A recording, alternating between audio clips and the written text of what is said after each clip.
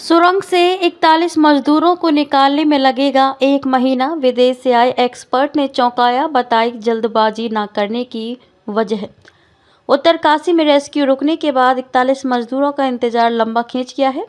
14 दिन बाद भी सुरंग में फंसी जिंदगियों के बाहर निकलने को लेकर सस्पेंस बना हुआ है।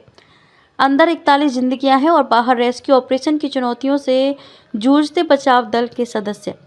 सुरंग में ड्रिल करने के लिए भेजी गई ऑगर मशीन नाकाम रही है। अब वर्टिकल यानी सुरंग के ऊपरी हिस्से पर ड्रिलिंग की तैयारी है। घड़ी की सुइयां अपनी रफ्तार से चले जा रही हैं, कैलेंडर की तारीख बदलती जा रही है, लेकिन अगर कुछ नहीं बदल रहा तो वो है हालात। हर दिन सुबह उम्मीद के साथ शुरू हो रही है और शाम नाउम्मीदी में गुजर जा रही है। इस बीच अमेरिका से आए एक्सपर्ट द्वारा दिए गए बयान ने सभी को चौंका दिया है। रोज बयान बदल रहे जिम्मेदार अधिकारी। एक्सपर्ट ने अपने ताज़ा बयान में कहा कि मजदूर क्रिसमस यानी 25 दिसंबर तक अपने घर पर होंगे। इस बयान से पीड़ित के परिजनों की परेशानी और बढ़ी है। हैरानी की बात है कि रेस्क्यू ऑपरेशन की निगरानी करने वाली टीम के जिम्मेदार अधिकारी अब तक रोजाना बयान बदलते रहे हैं। वो अपने बयानों में नई नई डेडलाइन बताते रहे हैं। खुदाई में अब अमेरिकी मशीन का नहीं होगा इस्तेमाल। इस बयान से साफ है कि अभी 41 मजदूरों की रेस्क्यू में लंबा वक्त लग सकता है, क्योंकि मुश्किलें खत्म होने का नाम नहीं ले रही। सिलकियारा छोर से खुदाई बंद हो गई है। सरिया के जाल में फंसने से ऑगर मशीन बीती रात खराब हो गई। अब अमेरिकी एक्सपर्ट अर्नोल्ड डिक्स ने कह दिया है कि अब ऑगर मशीन का इस्तेमाल नहीं होगा। मजदूरों की जिंदगी बचाने के लिए सुरंग के ऊपर से खुदाई की तैयारी है। वर्टिकल ड्रिलिंग के लिए मशीन को सुरंग के ऊपरी हिस्से पर ले जाया जा रहा है। अमेरिकी विशेषज्ञ अर्नोल्ड डिक्स ने क्रिसमस की डेडलाइन दी है। उन्होंने मीडिया से बात करते हुए कहा कि क्रिसमस से पहले सभी मजदूर अपने घर पर होंगे।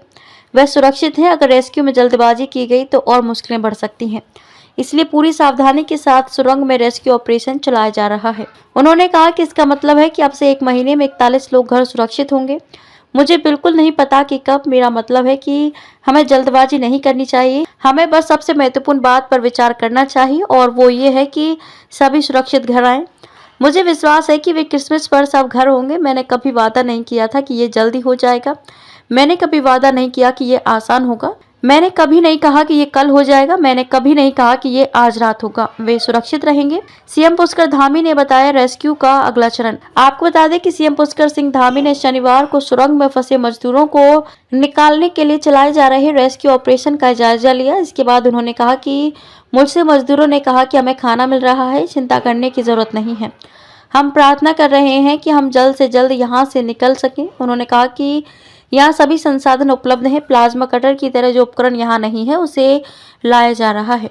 मुख्य टनल के निर्माण से पहले एस्केप टनल नहीं बनाने के बारे में पूछे जाने पर उत्तराखंड के मुख्यमंत्री ने कहा कि हम हर पहलू पर गौर कर रहे हैं, लेकिन हमारी प्राथमिकता पहले मजदूरों को सुरक्षित बाहर निकालने की है।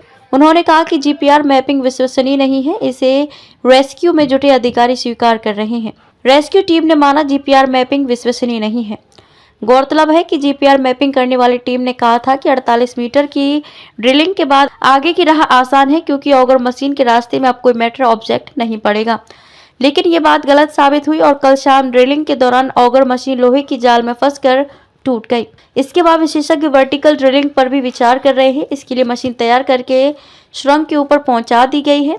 मैनुअल ड्रिलिंग शुरू करने के बाद परिस्थितियों का आकलन किया जाएगा और इसमें ज़्यादा दिक्कत आने पर वर्टिकल ड्रिलिंग शुरू की जा सकती है।